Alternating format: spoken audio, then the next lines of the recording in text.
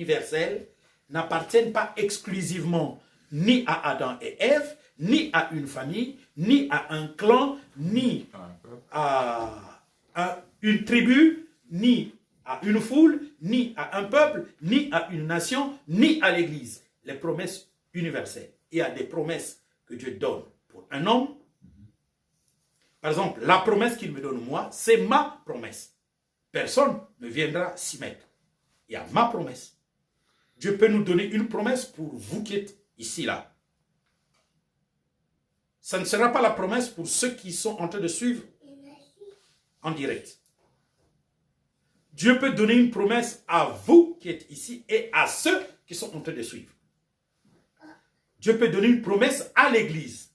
Alors cette promesse-là, si elle est donnée à l'Église, corps de Christ, donc elle appartient à toute personne qui est née de nouveau. Qu'elle soit ici ou dans une autre religion, dans une autre église, dans un autre village, dans une autre ville. Parce que c'est à l'Église. Quand il donne une promesse à Israël, c'est une promesse à Israël. Alors, quand c'est à Israël, c'est à l'Israël qui croit, pas à l'Israël qui ne croit pas. Parce que Israël est composé de l'Israël qui croit et de l'Israël qui ne croit pas. Les promesses universelles, c'est les promesses de la terre tout entière. Je vais vous donner un exemple de promesse universelle. Matthieu, chapitre 5, versets 43 à 48. Alors, cette promesse universelle se rattache au pardon. Juste après la promesse du pardon, vient la promesse de l'amour du prochain. Parce que, vous ne l'avez peut-être pas remarqué, sans pardon, il n'y a pas la guérison de Dieu. Et sans amour du prochain, il n'y aura pas aussi de guérison de Dieu. Une promesse universelle. L'amour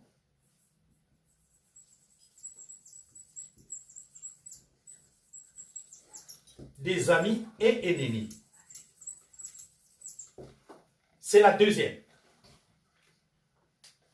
Bon, la troisième, peut-être que je n'aurai pas le temps pour vous le dire, c'est la foi en Dieu. Donc, il y a le pardon, l'amour des amis et des ennemis, la foi en Dieu. Ce sont les trois clés de la guérison.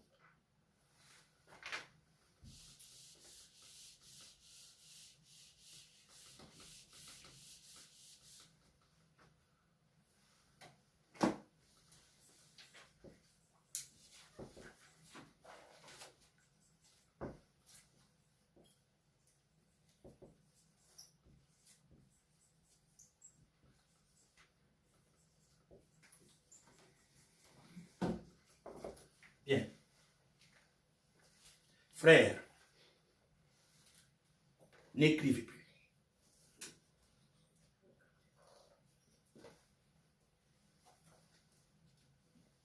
Suivez seulement. Je ne sais pas. Vous êtes en train d'écrire comme si l'important c'est que vous réécoutiez ça. Et quand vous allez réécouter, vous verrez bien que ce que j'écris au tableau est enregistré. Donc vous allez vous pouvez arrêter votre vidéo et l'écrire. Si vous voulez écrire. Ce sont là trois grandes lois. Maintenant, écoutez-moi très bien. Quand moi, je suis en train de parler du pardon, je ne parle pas seulement en ce que je vous ai dit. Hein. Je suis, comme vous avez lu et entendu, lu beaucoup de mes livres, entendu beaucoup de mes prédications, vous savez de quoi je parle, dans le pardon. Oui. C'est la première clé pour être guéri. Or, le pardon, c'est quoi le pardon? Si nous pardonnons à notre prochain, Dieu nous pardonne. C'est ça le pardon. Dans le principe du pardon, retournez dans Genèse 50. Qui a vendu Joseph aux Madianites? Ce sont ses frères. C'était du mal, n'est-ce pas? Oui. Or, ce mal-là, c'est Dieu qui l'a permis. Parce que Joseph devait aller préparer le terrain pour recevoir son père, ses frères et les autres, c'est-à-dire 75 personnes, afin qu'ils commencent à se reproduire en Égypte. Ils sont en Égypte, mais ils sont sur leur territoire israélite. Parce que quand le Seigneur a parlé avec Abraham comptant le territoire que Abraham devait avoir, il commençait par le grand fleuve de l'ouest, il terminait par le grand fleuve de l'est. Plusieurs personnes, en regardant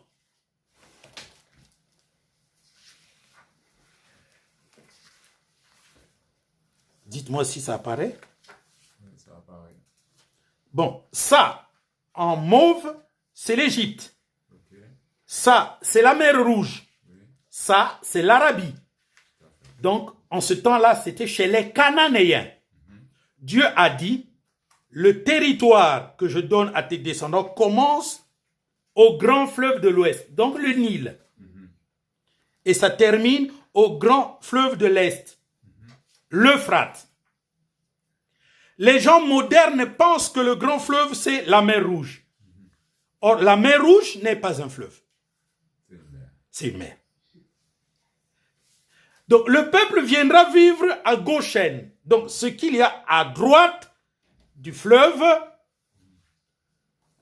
Nil. Donc, ce territoire qui appartient à Canaan appartient à Israël. Donc, ils vont venir vivre, c'est leur territoire. Mais, pour le moment, ce n'est pas encore conquis. Et même le roi David a oublié de conquérir Goshen. Il s'en est allé. Le but, c'était d'atteindre l'Euphrate. Donc, c'est même le roi David qui a commencé à croire. Ça arrive, hein? Ne pensez pas que c'est le roi David qui ne pouvait pas avoir une mauvaise compréhension de la révélation de Dieu. C'est le roi David qui, au lieu de venir à l'est, il est allé jusqu'à l'Euphrate. Il a occupé près de 30% du territoire promis par Dieu à Abraham. Parce que le territoire promis par Dieu à Abraham, c'est toute cette partie est, à commencer par l'embouchure jusqu'à là où commence le Nil, jusqu'à l'Euphrate. Donc cette partie est africaine et toute cette péninsule arabique, c'est ça qu'on appelle Israël. Dans le plan de Dieu. Mais jamais personne n'a pu faire la conquête totale de ce territoire. Est-ce que vous êtes en train de comprendre? Donc, quand ils vont venir vivre ici, c'est chez eux. C'est déjà chez eux. C'est d'après la promesse. Mais ils n'ont pas encore pris cela. Parce que c'est les Égyptiens qui y demeurent. Fort longtemps, c'était les Éthiopiens qui possédaient cette partie est. Cette partie de l'Égypte est était l'Éthiopie. Parce que Moïse va fuir à Madian. Madian, c'est ici, dans le Sinaï. En cette période-là, Madian était l'Éthiopie. C'est pourquoi Moïse a pris une femme éthiopienne. Nombre chapitre 12. Alors les prédicateurs des temps modernes disent, Moïse avait 2 femmes. Non, Moïse avait une seule femme. Une seule femme. C'est Séphora, l'Éthiopienne, de Madian. Or, si vous regardez la carte en ces temps modernes, ce n'est pas possible que Madian soit l'Éthiopie. Parce qu'aujourd'hui, dites-moi, Madian, c'est quoi? Madian, aujourd'hui, c'est l'Égypte. C'est l'Égypte.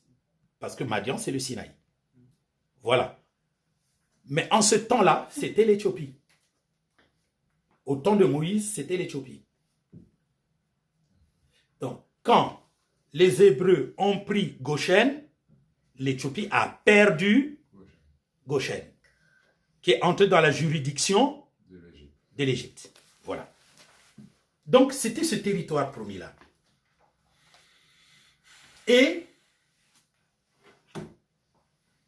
quand Jacob est mort, les frères se sont rassemblés, ils ont dit, ah, Joseph est devenu si puissant, allons lui dire, notre père, avant de mourir, a dit que tu ne nous fais pas du mal.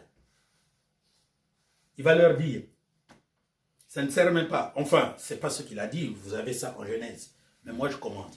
Ça ne sert même pas de venir mentir pour que je vous protège. Parce que vous m'avez fait un mal, Dieu l'a transformé en bien. En quelque sorte, tout le mal qu'on te fait, c'est Dieu qui le permet. Amen. Mais vous ne voulez pas l'accepter.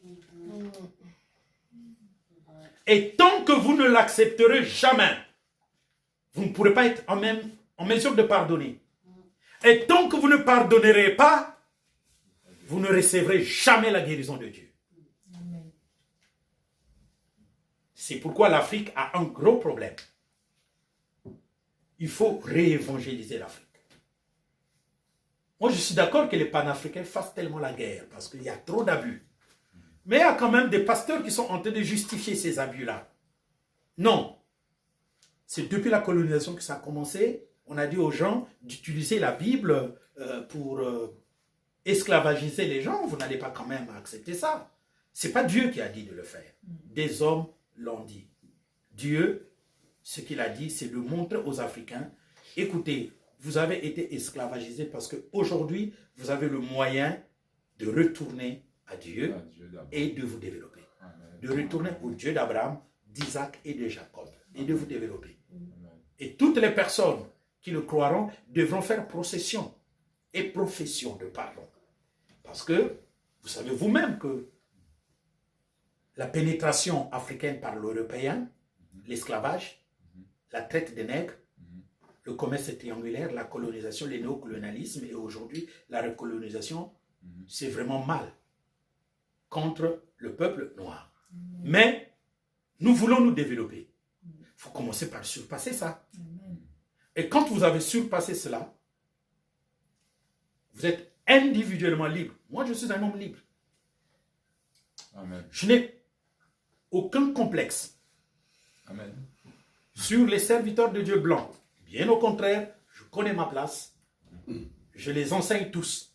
Même si ils se renfrognent dans leur église quand ils écoutent ceci, ou qu'on leur dise, il y a un certain Archamon qui ne cesse de taper que vous êtes des faux.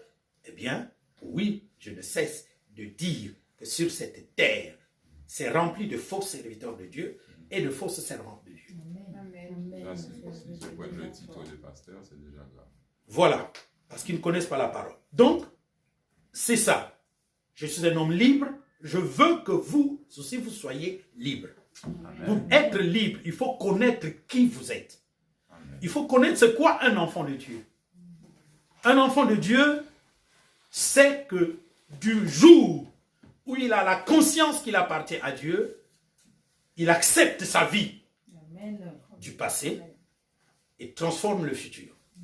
Si vous n'acceptez pas ce qui vous est survenu dans le passé, vous ne transformerez jamais votre futur. Parce que si vous n'acceptez pas votre passé, ce que vous ne comprenez pas, c'est que vous vous annulez. Vous n'êtes pas. Et c'est pourquoi beaucoup de panafricains sont en train de s'annuler aujourd'hui. Moi, quand je me présente devant un prédicateur blanc, je me présente comme quelqu'un qu'il a trompé. Et donc, je commence à lui rappeler comment tu m'as trompé, comment tu as été utilisé par Satan, et je te remets à ta place. Je te ramène dans la Bible. Et je te dis, tu vois la Bible? Oui. Ce n'est pas parce que tu la connais de A à Z que tu en tires quelque chose. Tu dois savoir ce que Dieu est en train de faire aujourd'hui. Et ça, tu ne trouveras pas ça dans la Bible. Parce que même si je te montre les textes de la Bible qui parlent de ce que Dieu est en train de faire aujourd'hui, pour y croire, il faut que le Saint-Esprit se mette à dire oui, c'est ce que moi j'ai écrit pour maintenant. Et ce n'est pas facile. Amen. Moïse a dit, je vous susciterai un homme comme moi. Vous l'écouterez dans tout ce qu'il vous dira. Et quiconque ne l'écoutera pas n'aura pas droit à la vie. Un homme comme moi. Un homme comme Moïse. Un homme comme Moïse. Donc forcément, il faudrait qu'ils naissent en Afrique. Dans un territoire qui appartient à Israël, mais pour lequel Israël ne sait pas que c'est son territoire. Parce que Moïse est né à Goshen, qui appartient d'après la relation entre Abraham et l'Éternel aux Hébreux. Ils sont nés là-bas, ils ne savaient pas que c'était chez eux. Il a envoyé un libérateur. C'est la même chose que le prophète Ésaïe a dit. Mais tout libérateur, dès qu'il apparaît, on ne l'aime pas, on lui fait la guerre. Oui. C'est vrai. Les gens font autre chose, jusqu'à ce que le autre chose qu'ils font puisse les saouler. Je vais vous montrer un petit autre chose qui commence à les saouler. Oh Seigneur, si tu peux me guider. Qu'est-ce que j'ai trouvé ça? Où est-ce que j'ai trouvé ça? J'ai trouvé quelque chose. Parce que tu m'as envoyé là, non? Non, non, non. J'ai trouvé quelque chose. Un pasteur qui est fatigué de ce que les gens font dans leurs églises. J'ai dit, ah, merci Seigneur. Il dit, dans les églises, vous faites des jeûnes de 30 jours, des jeûnes de 60 jours, des jeûnes de 45 jours, 10 jours. Après, vous leur demandez encore de donner la dîme. Et ils vont trouver l'argent où? Et qui ont passé tout le temps dans les églises. J'ai dit, ah bon. Vous avez vu ça? Oui, j'ai entendu ça, je vois. Mais je cherche ça. Je cherche. Hein? C'était sur Facebook. Bon. Et bon, c'était au moins 1 minute, j'allais vous faire entendre ça. C'était 1h30. 1 minute 30. D'accord. Vous comprenez? J'ai dit, ben voilà. Il commence à me rejoindre. Il commence à me rejoindre. Mais moi, c'est depuis 30 ans, parce que j'ai commencé par ça.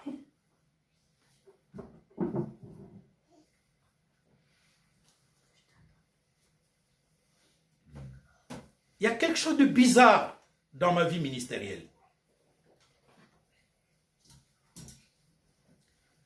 Aujourd'hui, j'ai 30 ans, ajoutez encore 10 ans. Et prenez les derniers 40 ans, nous sommes en plein dans la seconde venue du Seigneur Jésus-Christ. Mes deuxièmes 40 ans arrivent en 2065. C'est quand même bizarre, hein? Tu seras un jeune de 80 ans. Donc, il y a un gros problème, c'est que le Seigneur est en train de faire la même chose, mais le peuple pour lequel ceci appartient va d'abord rejeter, parce que ce n'est pas possible pour eux. Ça a toujours été comme ça, quand le libérateur arrive, il faut d'abord le rejeter. Vous le rejetez, il s'enfuit et il revient. Parce qu'il y a un moment où Dieu va maintenant lui-même forcer à recevoir le libérateur. C'est quand vous commencez maintenant à pleurer. Parce que les gens commencent à comprendre qu'aujourd'hui, non, ce n'est pas possible. Essayez de réfléchir. Jeûne et prière, 30 jours. Après 30 jours, 40 jours. Après 40 jours, 60 jours. 30, 40, 70, 60, 210. 210, c'est le tiers d'une année.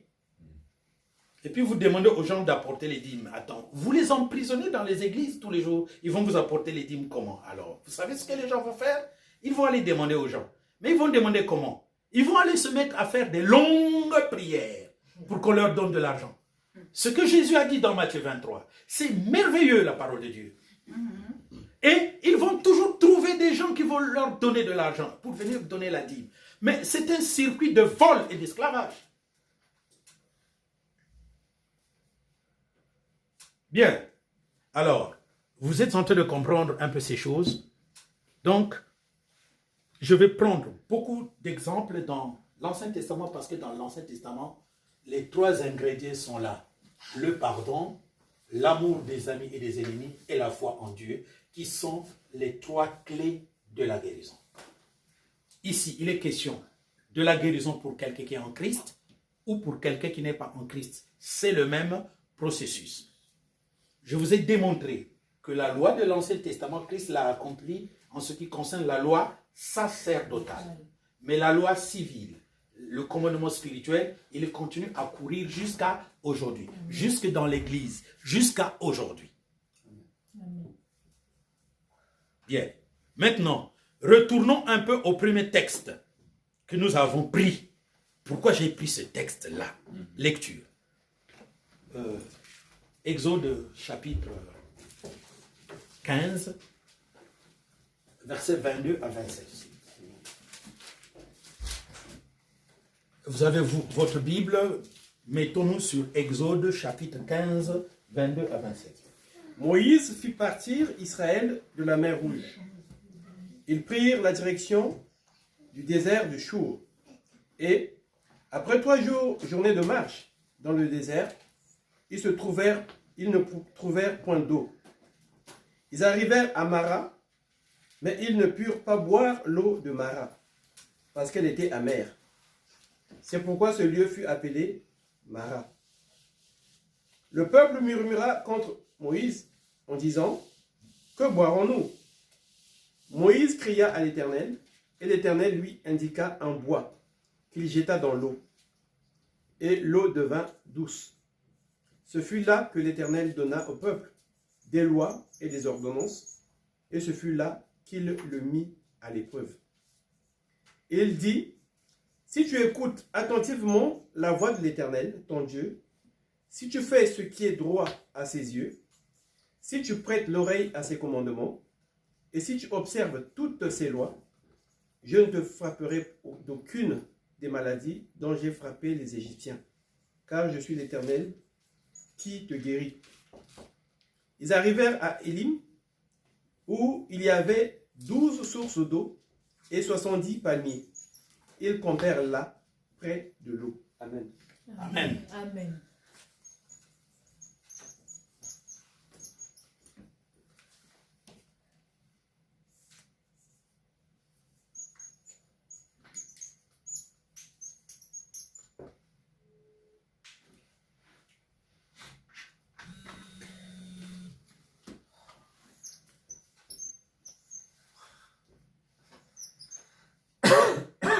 Bien.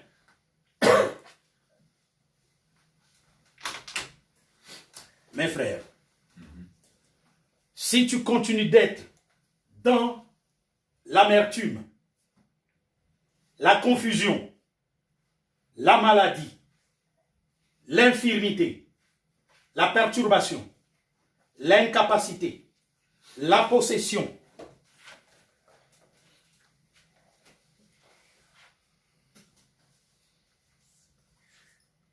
l'échec,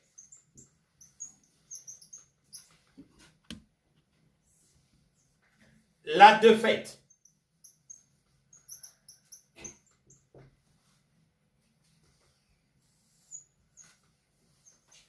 la pauvreté,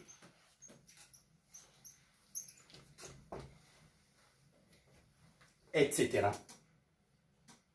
c'est que tu es malade. Amen. J'ai mis etc. parce qu'il y en a encore que je peux ajouter ou que j'ai déjà ajouté dans mes prêches ou dans mes ouvrages. C'est que tu es malade. Tu es un peuple que Dieu vient de libérer. Tu es un homme que Dieu vient de libérer, une femme que Dieu vient de libérer, mais tu te trouves en face des eaux amères. Amen. Amen. Ou tu n'es pas encore libéré, mais tu te trouves en face des eaux amères. Donc, parce que c'est ça la vérité.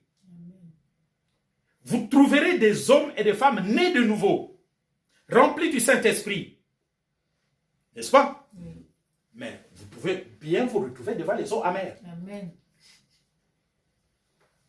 D'une manière générale, Israël, délivré de la captivité égyptienne, est un peuple symbolisant le peuple né de nouveau. Amen. Donc, cette figure montre le parcours du peuple de Dieu. Tu peux naître de nouveau. Tu vas penser que toutes choses marcheront comme sur des roulettes. comme sur des bâtons magiques, tels que moi je l'ai entendu, par ceux qui sont venus nous annoncer la parole de Dieu au Congo-Brazzaville, les Talingano. C'est eux qui sont venus nous dire ça. Les Renard Bonquet, c'est un Allemand, un milliardaire. C'est eux qui sont venus nous dire ça. Le docteur Uchma, c'est eux qui sont venus nous dire ça. Que quelqu'un, quand il est en Christ, tout marche comme sur des roulettes. Et nous sommes vite partis dans les églises. Et là, on nous a imposé la dîme. Des offrandes de prophètes, beaucoup de choses. Ils nous ont imposé de prières matinales, des veillées de prière. C'est normal qu'ils le fassent parce que, franchement, on les considérait comme des dieux. Mais moi, quand je faisais cela, j'avais un avantage, c'est que j'ai fait de la littérature. J'avais un autre avantage, je suis né dans une famille vraiment religieuse. J'avais surtout un avantage, le plus grand prophète des protestants avait prophétisé sur moi que je serais un prophète. Et donc tout ça, ces quelques arguments-là, moi, quand je suis parti dans l'église de réveil, j'étais observateur et inquisiteur. Je voulais que les choses marchent comme cela est écrit dans la Bible. Amen. Et j'ai vu sur plusieurs points, sur la quasi-totalité des points, qu'il y avait contradiction entre ce qui nous annonçait l'évangile et ce que je lisais dans l'évangile. Amen. Et Dieu, qui est plein d'amour, m'a amené sur le chemin de la nouvelle naissance. Je suis né de nouveau. J'ai reçu le Saint-Esprit. Alors là, j'avais vraiment la force d'annoncer l'évangile et de ne pas me laisser happer par ces églises de réveil qui sont arrivées chez nous dans les années 85.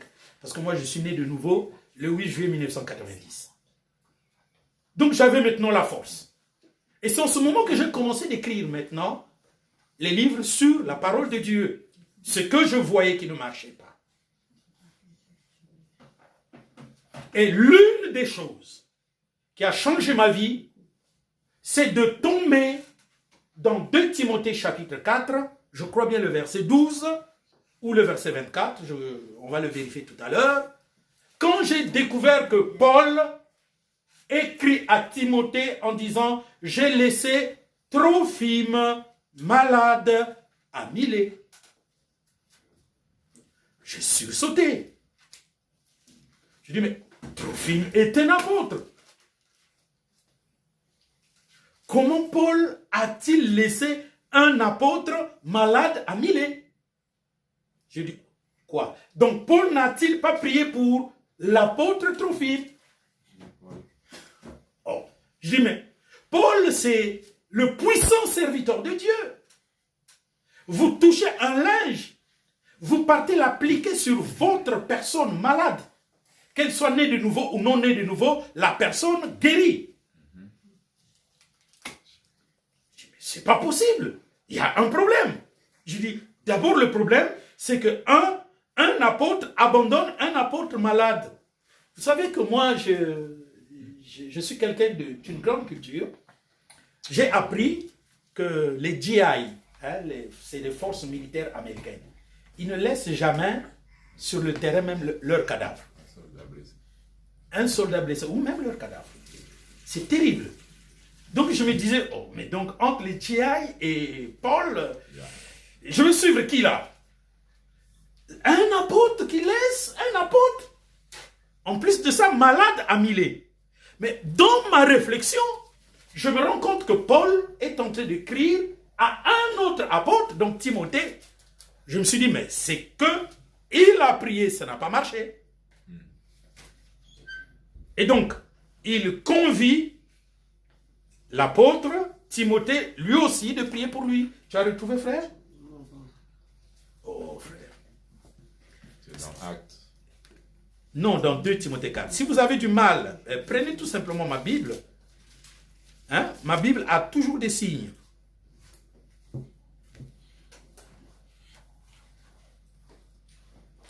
Luc, seul, est avec moi. Prends Marc et amène-le avec toi, car il m'est utile pour le ministère. J'ai envoyé Tychique à Éphèse. Quand tu viendras, apporte le manteau que j'ai laissé à Troas chez Carpus et les livres, surtout les parchemins. Alexandre le forgeron m'a fait beaucoup de mal. Le Seigneur le rendra selon ses œuvres. Garde-toi aussi de lui, car il s'est fortement opposé à nos paroles. Non.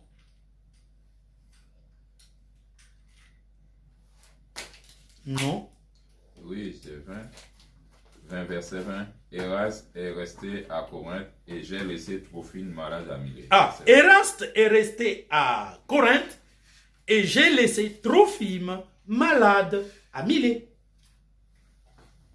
Trophime est un apôtre. Paul l'a laissé malade à Milet. La leçon que j'ai tirée, c'est qu'il est possible qu'un apôtre soit malade. Et donc, combien de fois un né de nouveau? 10 000 fois un non-né de nouveau. On m'avait appris que la maladie est le signe d'un péché. Ceux qui nous ont apporté l'évangile. C'est beaucoup plus tard que je me suis rendu compte que ça, c'est l'enseignement de Mary Eddy Baker, de l'église scientiste américaine. Suivez-moi très bien. C'est plus tard que je me suis rendu compte que ceux-là qui nous disaient cela nous parlaient de l'enseignement de Mary Eddy Baker de l'église de la scientologie. C'est pourquoi un homme de Dieu doit prendre son effort pour écouter les autres prédicateurs, lire les livres des autres. C'est très important. Il faut avoir une grande culture. Il faut savoir ce que font les autres. Mais moi, j'ai été donc épargné de l'erreur. À cause de ma culture. J'ai découvert d'où provenait ce mal.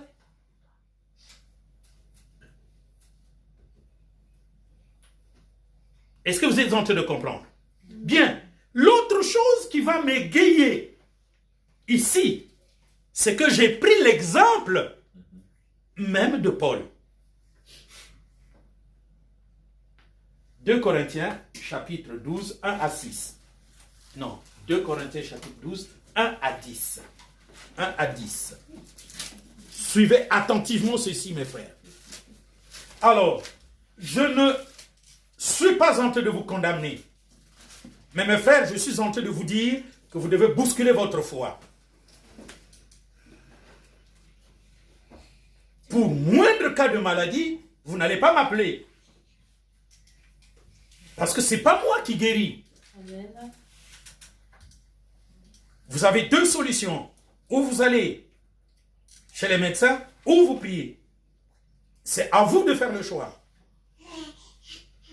J'interviens là où je vous dis, ne faites pas les deux à la fois. Parce que les deux à la fois vont annuler la guérison. Ou c'est Dieu, alors c'est Dieu. Ou c'est la médecine, alors c'est la médecine. Si c'est la médecine, allez-y avec toute confiance.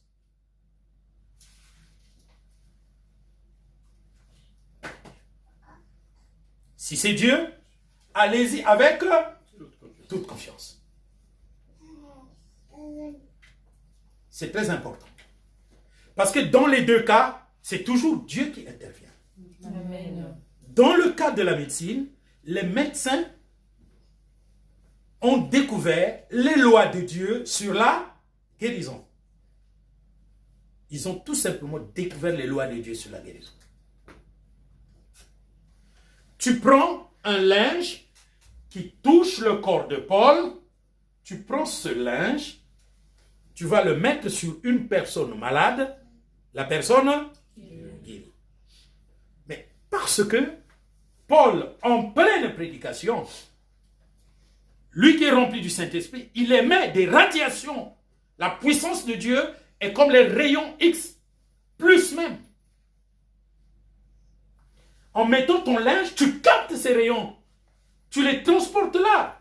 Dieu le fait par ta foi. Mais scientifiquement, ça se démontre. Tu vas mettre sur une personne malade, ça entre en action.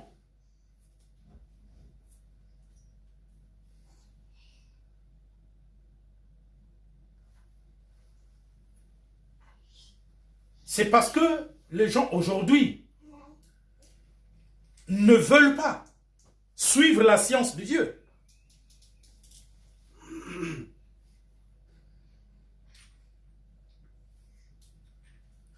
Cet enfant était malade. On est venu me chercher. Je priais. J'ai prié le Seigneur pour qu'on aille déposer l'enfant à l'hôpital. C'est pour ça que je suis parti faire ce service. Seulement, je ne vous ai pas dit ce que j'ai demandé à Dieu. J'ai dit, Seigneur, cette sœur-là ne vient pas dans mon église. Pourtant, sa grand-mère, sa sœur, sa petite sœur, viennent écouter la parole de Dieu chez moi. Parce que c'est une dure parole. Seigneur, on m'a fait venir ici pour qu'après, on aille déposer l'enfant à l'hôpital. C'est la foi de ces parents qui croient qu'avant qu'on aille déposer l'enfant à l'hôpital, il faut qu'on s'adresse à toi. Alors toi, Seigneur, qu'est-ce que tu dis? Parce que moi, je viens de te prier, je vais m'en aller.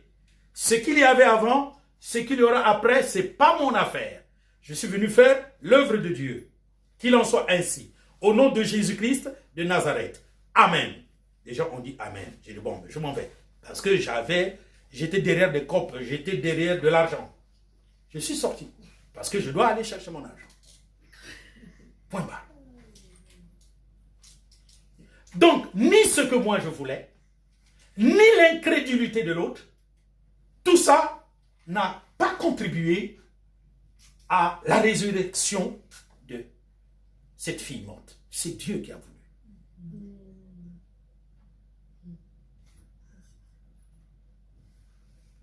Et je vous dis la vérité, ne pensez pas que quand vous priez pour un malade, c'est la bonne prière qui va guérir le malade. Ce n'est pas la bonne prière. Écoutez, si c'est la bonne prière, je vais vous dire quelque chose. Dieu ne nous écouterait même pas. Parce que le langage, c'est Dieu qui l'a dit. C'est Dieu qui a créé le langage. Donc, nous qui apprenons, par exemple, le français, nous commettons des fautes. N'importe quelle langue, nous commettons des fautes par rapport à celui-là même qui a fait le français. Même Molière qui a fait le français, nous l'avons corrigé. Nous avons même rectifié ce qu'il croyait. Donc, moi, par rapport à Molière quand même, il n'y a pas match. Donc, je ne peux pas mieux parler que Molière qui a fait cette langue. Bon, c'est Dieu qui a fait toutes les langues. Donc, ce n'est pas parce que je vais citer des textes de la Bible ou que je vais bien faire une prière. Écoutez-nous. Dans une prière, ce qui compte, c'est est-ce que vous êtes dans le contexte de Dieu? Amen. Frère, je suis parti prier. On est venu me chercher. J'étais en train de traiter affaires. J'étais en train de vendre une parcelle. J'ai abandonné mes amis. Bon, la suite, je ne veux même pas vous la dire. J'ai abandonné. Pourquoi? Parce qu'ils sont venus appeler le serviteur de Dieu. Donc, j'ai décidé de laisser mes amis continuer une affaire d'argent dans lequel le partage sera fait par rapport à Misso, Makassi, tout ça. J'ai abandonné parce que je suis prédicateur. Je me suis présenté devant ce que je ne connaissais ni tête ni queue. Parce que je n'ai pas posé la question, mais c'est quoi le problème? Mais seulement il y avait quelque chose. Il y avait le prix de Dieu parce que l'enfant était mort. Et les gens, il y en avait qui voulaient qu'on amène Dieu à l'hôpital. Donc vous voyez, dans le quartier chez nous en Afrique, on est tous presque une famille. Donc les uns disaient, mais bon, amenez. Les autres, oh mais Bazo c'est la pasteur. Les autres disaient, bon, on va voir ce que le pasteur va faire. Donc, il y avait le nom du Seigneur Jésus-Christ qui était en jeu. Je n'étais pas là. J'ai prié pour qu'on amène l'enfant à l'hôpital. Moi, je n'avais jamais pensé que l'enfant devait ressusciter. Je n'ai pas dit à Jésus, ressuscite l'enfant. Je crois que ça, c'était la 5e fois. Donc, j'avais déjà des expériences comme ça. Mais ce jour-là, non. J'étais parti dans l'idée, je prie, et puis on amène l'enfant à l'hôpital. Et je retourne dans mes affaires. Et c'est exactement ce que j'avais fait. Mais Dieu avait un autre plan. Écoutez, tu es malade. Ton enfant est malade. Ton frère est malade. Ton parent est malade. Mais la Bible dit que Dieu n'est pas seulement un Dieu de près, mais il est aussi un Dieu de loin. Amen. En effet, ce n'est pas nous qui agissons. Amen. C'est Dieu qui agit. Voilà pourquoi on dit il n'est pas seulement un Dieu de près, il est aussi un Dieu de loin. Ce qui revient à dire qu'on applique un vêtement sur Paul, on marche, les radiations, il y a une puissance. Écoutez-moi très bien, la puissance du Saint-Esprit, on peut la quantifier. C'est parce qu'on ne s'y est pas appliqué. On pouvait faire un instrument de mesure de la présence du Saint-Esprit dans quelqu'un. C'est possible. C'est parce qu'on ne s'y est pas appliqué. Tel qu'on prend le pouls, c'est possible pour ça. C'est parce que personne n'a mis son intelligence à rechercher cela.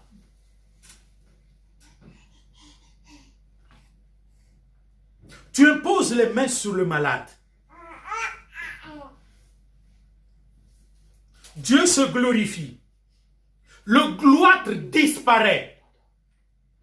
Mais c'est la même chose que vous mettez à répétition des rayons ultraviolets ou des rayons je ne sais pas quoi qui vont faire disparaître des gloîtres. Il n'y a pas de gloîtres qui disparaissent grâce à certaines radiations. Oui. Mais vous ne trouvez pas que c'est la même chose? Sauf que la rapidité. C'est la même chose. Sauf que pour Jésus, c'est rapide. Pour un homme de Dieu, c'est pressant. Quand Dieu se glorifie, c'est un miracle. On ne peut pas le contrôler. Mais c'est parce que l'acte que tu fais, c'est comme s'il a utilisé vos instruments pendant plusieurs fois. Vous allez faire ça peut-être une fois par semaine ou une fois par jour et ça donne le résultat le 10e jour ou le 15e jour. Mais lui, il a fait ça du coup. Et donc, il a fait quoi? Eh bien, le Seigneur va tout simplement arrêter le temps. Donc, vous le faites à répétition pendant 15 fois. Lui aussi, il a fait pendant 15 fois, mais il arrête le temps et vous... le temps est arrêté. Ce qu'il faut faire après 24 fois 10, 240 heures, il le fait en une seconde. Il a arrêté le temps. Et il a fait la même chose que vous feriez. Parce qu'il a arrêté le temps, vous ne vous rendez pas compte. Parce que le temps et l'espace n'existent pas chez lui. C'est de la science. C'est-à-dire qu'on peut tout apprendre. Amen. Le Seigneur a arrêté le temps. Par qui? Josué. Par Josué. Le soleil s'est arrêté sur Ajalon et la lune sur Gabaon. Donc, 12 heures de plus. Parce que Josué était en train de combattre. Le combat de l'Éternel. Ici, nous sommes en train de parler de la guérison divine. La guérison que Dieu va faire. Amen. Je suis en train de vous préparer à comment recevoir cette guérison. Amen. Je vous ai déjà dit les clés. Pardon. Premièrement, le pardon. Si c'est dans un contexte, je vais vous donner un exemple. Beaucoup de mes frères et de mes sœurs sont en colère contre Dieu parce que ce frère est infirme. Déjà ça, vous ne serez jamais guéri si vous êtes en colère à cause de votre infirmité. 1. 2. Vous êtes en colère parce que cette infirmité-là vous rabroue dans la société. On se moque de vous dans la société. Ça vous humilie dans la société. Et vous êtes en colère. Vous vous dites, si vous n'aviez pas cette infirmité, eh bien, on ne se moquerait pas de vous. Ça aussi, c'est un frein. Écoutez, quand Jésus est venu, il était le plus bel homme. Ça, peut-être que vous ne le savez pas. Il était très beau. Très beau. Plus beau que Daniel. Plus beau que David. Plus beau que Adam. Mais les gens se sont moqués de lui tous les jours. Oui ou non? Donc, si vous savez faire ces comparaisons, en fait, c'est ça qu'on appelle la relation avec Dieu. Le rapport avec Dieu, la vie avec Dieu. Cet homme très beau qui commence l'œuvre à 30 ans, très bel homme, il ne fait que du bien. Personne n'a entendu parler qu'il a commis un péché. Pourtant, tout ce qu'il pense, tout ce qu'il dit, tout ce qu'il fait n'est pas reçu.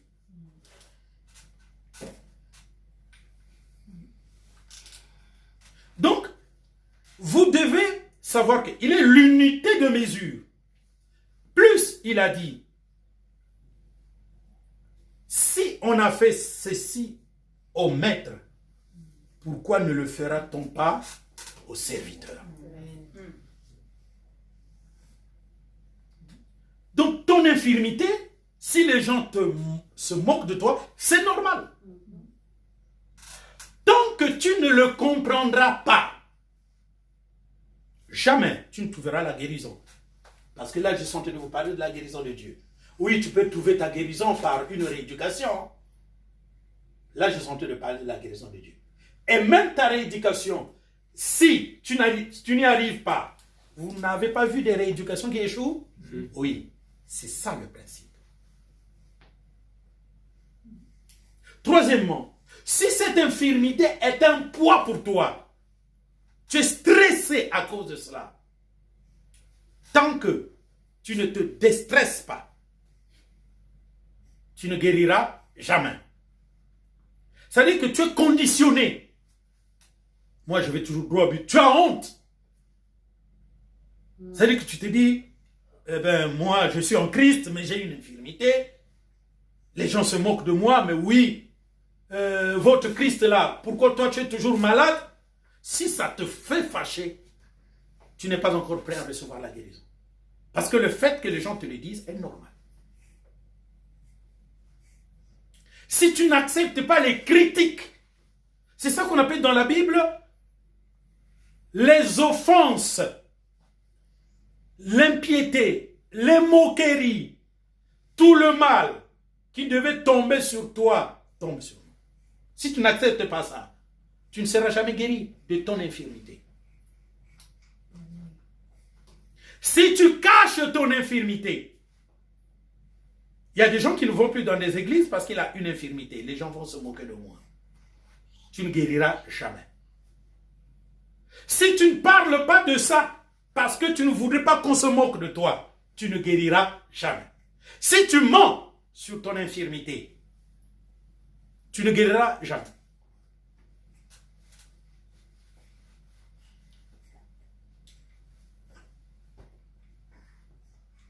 Il faut tout accepter. Amen.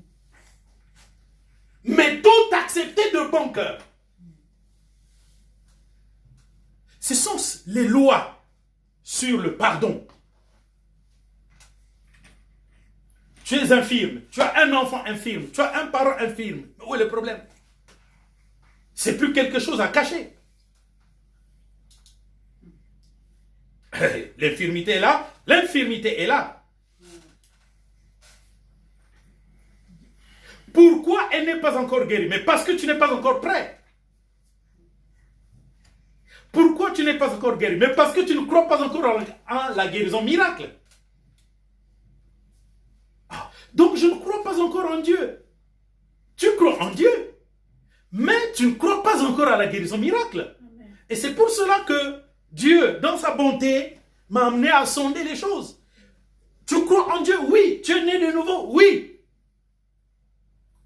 Mais tu ne crois pas à la guérison? Oui, tu ne crois pas à la guérison. Parce que tu peux être véritablement un croyant, mais tu ne crois pas à la guérison. Parce que la foi qui fait de toi un enfant de Dieu est différente de la foi qui va t'apporter la guérison. Amen. Donc, vous êtes en train de comprendre que si, à cause de l'infirmité de ton enfant, à cause de l'infirmité de ton parent, à cause de l'infirmité de quelqu'un, tu crois que Dieu n'existe pas, mais tu te trompes. Parce que quelqu'un peut très bien être en Christ, mais encore infirme. Quelqu'un peut très bien être en Christ, mais ne croit pas encore en son infirmité. Tant que cette personne n'accomplira pas tout ça, c'est-à-dire qu'il y a une croissance spirituelle qu'il faut pour recevoir la guérison. Et, écoutez-moi très bien, ces choses dont j'ai écrit, la possession est possible pour quelqu'un qui est en Christ. Tu es né de nouveau, mais tu es encore possédé.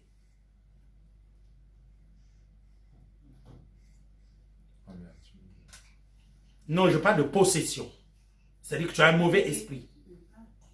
Tu es né de nouveau, mais tu es encore emprisonné par un mauvais esprit. C'est possible. Comment tu peux faire pour Le chasser. le chasser? Premièrement, il faut comprendre que c'est une possession. Donc, pour le savoir, il faudrait que quelqu'un te le dise. Et quelqu'un qui va te le dire, c'est Dieu. Si Dieu ne te le dit pas, mais tu peux l'entendre par la prédication. Par exemple, là, tu as compris. Posez-moi peut-être la question de savoir c'est quoi une possession.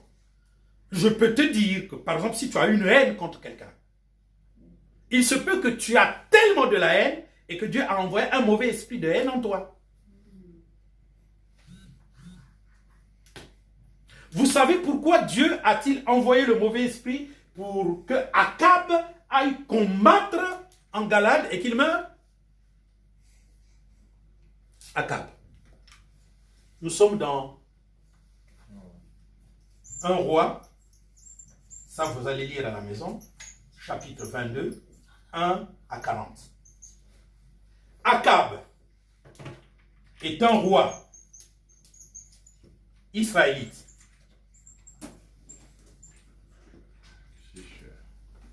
D'accord?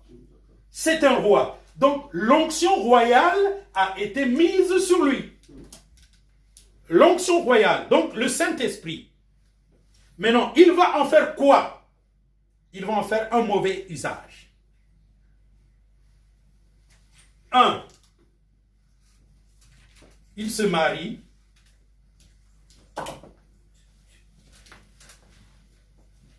Avec une Moabite.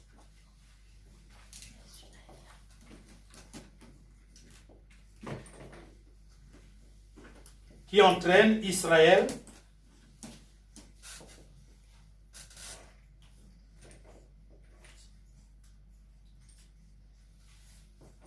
dans l'idolâtrie.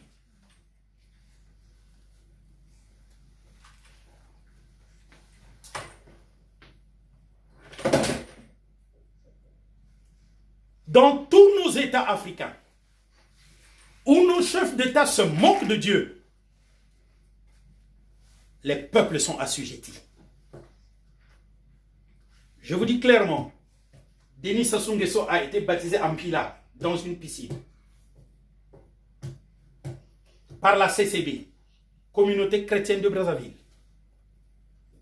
D'accord?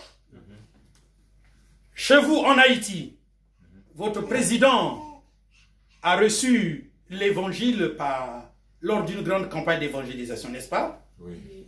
Où en êtes-vous? On marche arrière. Près de la destruction. Ce sont ces péchés-là. On ne se moque pas de Dieu.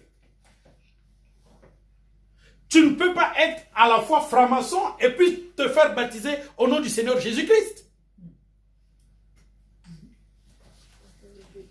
Tu fais pécher le pays. Reste pour toi dans la franc-maçonnerie, c'est tout. Et puis reste président. Parce que quand tu t'es fait baptiser, combien de personnes vont remplir la CCB parce que tu t'es fait baptiser là-bas? Allez-y à Brazzaville, la CCB c'est près de 30 000 personnes. Mais celui qui a créé la CCB n'est même pas lui-même baptisé. Mais il m'a baptisé, moi. Mais entre lui et moi, lui, la seule chose qu'il a, c'est la foule et l'argent. Il va bientôt mourir, qu'est-ce qu'il va laisser comme testament? Rien. Moi, si je venais à mourir, le monde va se réjouir parce qu'il y a 85 ouvrages qui parlent de Christ d'une manière extraordinaire, qui restent comme testament.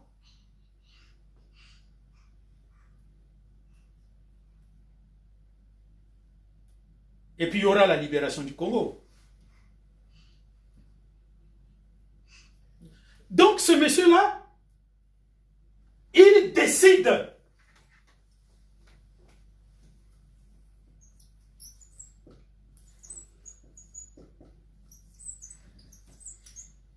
de s'accaparer la promesse de Dieu.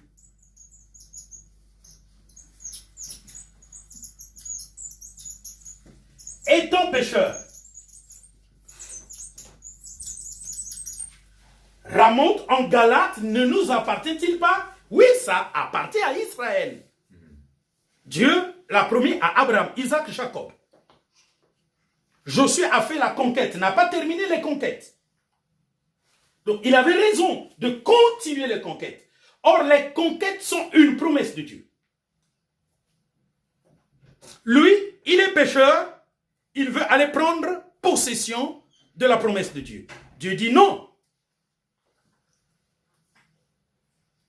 Eh bien, tu vas mourir là-bas. Lisez 1 Corinthiens et 1 Roi 22, 1 à 14. C'est pour ça que Dieu a envoyé Satan devenir un esprit de mensonge dans 400 prophètes. Pour qu'il aille mourir là-bas. Les prophètes l'ont encouragé. Il est allé combattre. Et ce combat-là, il y a eu un seul décès. C'est le roi Akab.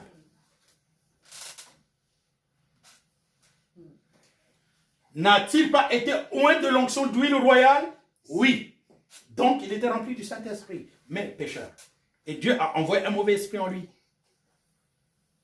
Tu peux être rempli du Saint-Esprit, mais parce que il y a des péchés pour lesquels tu ne veux jamais te repentir, le Seigneur, connaissant la mesure de ta spiritualité, si il en a marre, il peut envoyer un mauvais esprit en toi. Eh bien, quand le mauvais esprit vient en toi, on peut encore le chasser. Mais pour le chasser, il faut que tu aies la conscience de ce péché que tu pêches, que tu ne veux pas te repentir pour l'abandonner. Et quand tu vas demander au Seigneur de te libérer, tu demandes d'abord pardon, selon le Proverbe 28, verset 13, lecture. Il y aura la restauration.